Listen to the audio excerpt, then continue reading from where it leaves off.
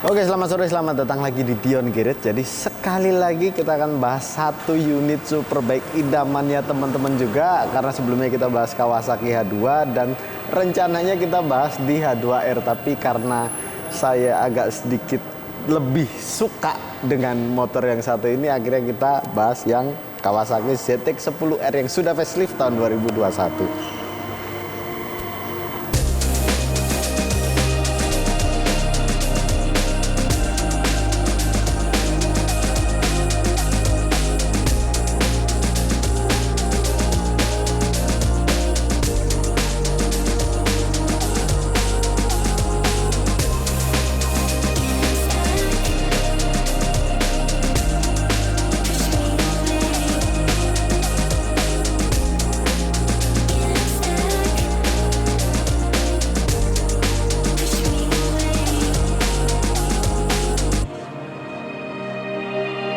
Oke, ini dia ZX-10R yang sebagai penerus dari ZX-9R dan diperkenalkan ini sekitar tahun 2004 dan ada sampai sekarang. Dan yang saya punya ini bukan yang KRT Edition karena ada beberapa tipe.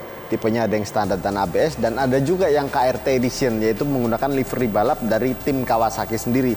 Dan menurut saya yang warna hitam dengan dominasi warna grey ini menurut saya cukup lebih laki banget karena laki-laki kan identitasnya kayak warna itu warna hitam, warna gelap. Jadi kelihatan lebih laki aja kalau misalnya kita pilih motor atau mobil yang warna hitam. Apalagi kalau untuk motor-motor sport seperti ini ya. Itu kembali ke selera masing-masing. Tapi desainnya dari Kawasaki ZX-10R yang baru ini udah nggak akan salah lagi dan nggak pernah salah. Karena dilihat dari depannya aja udah sporty banget, jadi saya sampai speechless lihat motor ini. Pertama kali lihat motor ini, saya juga suka banget sama motor ini dari desain, tenaga, serta kenyamanan berkendara, handling juga enak. Kemudian saya mungkin nggak pernah pakai di Mandalika Track Day ya, tapi mungkin bakal saya coba nantinya kalau misalnya ada rezeki lebih. Kita pakai ZX-10R yang 2021 seperti ini untuk ngetes di Track Day Mandalika. Dan sekarang kita bahas mungkin dari segi mesinnya dulu, karena yang disukai dari Superbike adalah dari mesin dan tenaganya. Dan motor ini udah mendominasi dari USBK ya, karena si Jonathan Rea yang mengendalikan atau yang pilotnya motor ini itu menggunakan KRT Edition dan kebanyakan menang. Jadi itu puncaknya dari ZX-10R mendominasi di ajang WSBK. Dan untuk tenaga dari motor ini 1000 cc 4 silinder DOHC dan menghasilkan tenaga sekitar 213 PS dengan torsinya sekitar 114 Nm. Dan top speednya untungnya masih dibatasi secara elektrik ya. Jadi cuma 299 km per jam. Jadi saya juga belum nemu kalau misalnya motor ini di unlock untuk top speednya. Saya kurang tahu, mungkin lebih jauh dari 300 km per jam. Jadi udah luar biasa sih motor ini untuk standarnya aja. Dan untuk akselerasi motor ini 0-100-nya cuma butuh waktu 3 detik aja. Dan untuk beratnya motor ini nggak terlalu berat, bahkan lebih enteng dari Z800 karena beratnya motor ini berat kosongnya cuma sekitar 200 sampai 207 kg. Jadi masih lebih enteng dari Kawasaki Z800 naked yang kelihatan kecil kalau misalnya kita bandingin di sebelahnya ZX-10R. Padahal agak lebih besar ya. Dan untuk motor di sebelah saya ini udah banyak banget part-part yang sudah diganti atau ditambahkan. Jadi kayak rotobox bullet ini jadi karbon. Dan tenang aja buat teman-teman kalau misalnya punya motor dengan velg rotobox, velg yang mahal, yang terkenal mahal dan ringan, terus teman-teman khawatir kalau misalnya nabrak bolongan itu bakal peang, nggak gitu juga karena nggak segampang itu. Pabrik kalau ngeluarin kalau misalnya produksi barang mungkin sudah diperhitungkan dan ada standarnya sendiri, jadi nggak usah khawatir tentang itu. Dan bukan berarti saya ngomong seperti ini harus ditabrakin lubang terus kalau pengen nyalain saya enggak, tapi kalau misalnya sekali 2 kali ya oke lah, masih wajar dan kemungkinan bakal utuh dan biasa-biasa aja ya. Dan setahu saya harga Rotobox ini itu hampir 100 juta, bahkan ada yang lebih dari 100 juta untuk harga barunya, dan susah banget buat dapetinnya. Karena kita tahu sendiri stok di Indonesia yang barunya itu juga nggak banyak di sini yang jual ya. Jadi PO biasanya. Dan untuk ukuran bannya ini sama seperti standarnya 120/70 dengan ring 17, dan belakangnya 190/55 dengan ring 17 juga. Dan sudah menggunakan kaliper Brembo, kemudian upside-down-nya menggunakan Showa, jadi ini standar ya. Terus kaliper Brembo di belakang juga masih standar, dan sudah diganti menggunakan knalpot dari Austin Racing yang mungkin saya perkirakan sekitar 30 juta lebih. Jadi ini mungkin mendekati 200 juta ya untuk perintilan-perintilannya, belum lagi single seat, kemudian ada frame slider, terus ada Brembo lever brake, dan lever kelasnya ini masih standar. Jadi mungkin hampir ya Sauris ini bisa dibilang sekitar 180-an mungkin ya. Jadi nggak kelihatan ya kalau misalnya kita modif motor sama mobil. Kalau modif mobil itu 180 juta udah dapat lumayan banyak dan kelihatan. Tapi kalau motor 180 juta aja udah kelihatan masih apa ini. Dan ini kita jual, dan ini salah satu stok kita yang dimana odonya juga masih jalan sekitar 1000 aja. Jadi nggak pernah dipakai, cuma dimodif, nggak dipakai, dan kita buka harga sekitar 500 jutaan yang masih bisa nego. Dan untuk motor ini sendiri itu full paper ATPM yang saya tahu masih jarang banget untuk yang ini ya, NP-nya ya. Karena emang Kawasaki itu jarang banget NP-nya. Jadi kebanyakan full paper resmi.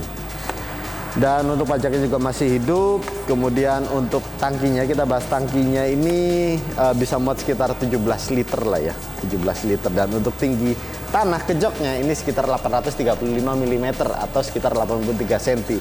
Jadi masih sangat masuk akal dengan orang yang tinggi sekitar 160 atau 165 cm. Jadi masih masuk akal dan masih bisa napak. Dan untuk ruang kakinya, kalau misalnya kalian naikin, dan ini kan desain tangkinya juga bener-bener pas banget, nggak yang lebar. Kalau misalnya lebar kan bakal ganggu dan bakal lebih mangap juga kakinya, tapi ini enggak. Jadi bener-bener pas banget desainnya untuk kakinya waktu ngangkat ke footstep seperti ini. Jadi enak, handlingnya enak dan tidak terlalu bungkuk. Jadi menurut saya pribadi, Kawasaki ini saya paling suka untuk sport itu Kawasaki. Paling suka yang 600 cc, yang 1000 cc saya paling suka Kawasaki daripada yang lainnya. Itu selera masing-masing lah, jadi kita nggak bisa intervensi selera kalian juga. Dan sekarang kita bahas di bagian speedonya, ada apa aja dan ada fitur apa aja di speedo sini. Oke, sebelum ke bagian speedo, kita dilihat sini ada steering damper dari Öhlins. Kemudian kita nyalain dulu.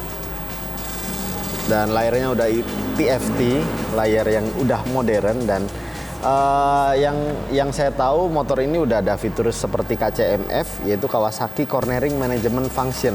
Terus ada KTRC, jadi KTRC itu hampir semua super sport dan superbike sudah ada yang baru-baru ini.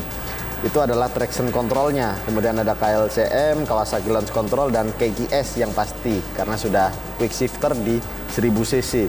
Dan untuk layar TFT-nya ini sekitar 4,3 inch dengan smartphone connectivity. Indikatornya juga cukup lengkap, ada ABS karena ini udah ABS. Kemudian ada cek engine-nya, kalau misalnya engine kalian bermasalah, cek engine-nya bakal keluar kalau misalnya kalian dipakai jalan. Jadi kalau misalnya masih diem atau masih on seperti ini wajar kalau nyala.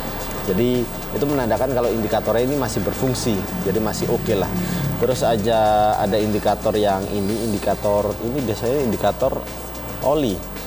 Dan di sini ada pemberitahuan dari panas mesinnya ya, 41 derajat Celcius dan 34 derajat. Ini oli sama mesin. Kemudian di sini ada kemiringan dari motor ini, jadi 27 derajat, dan yang right kanan 35 derajat. Jadi ini masih condong ke kiri. Jadi keren ya. Teknologi seperti ini kalau misalnya kalian bisa baca itu enak.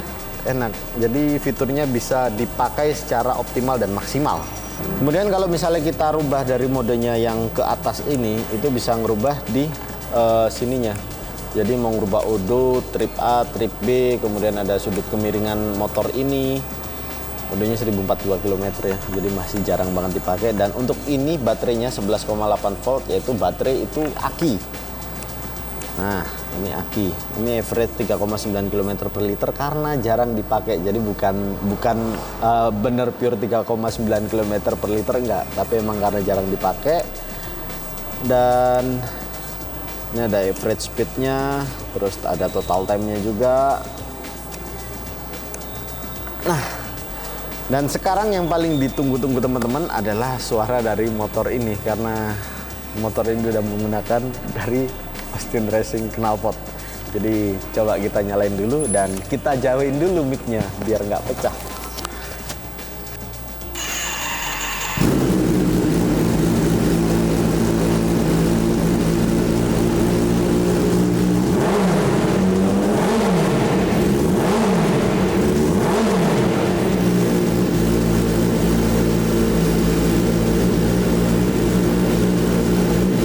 Oke, dan satu lagi yang kelupaan, ini ada mode berkendaranya. Jadi ada sport, kemudian ada route, kemudian ada rain. Jadi kalau misalnya mengendarai pas hujan, ada mode berkendara hujan juga.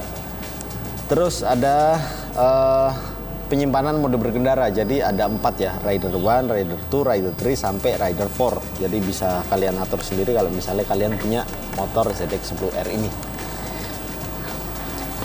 Oke. Terima kasih banyak yang udah nonton video ini dari awal sampai akhir, dan untuk harganya, harga barunya di sekitar 500 sampai 600 juta rupiah dulu, dan indennya cukup lama, mungkin bisa menghabiskan sekitar waktu 1 tahun.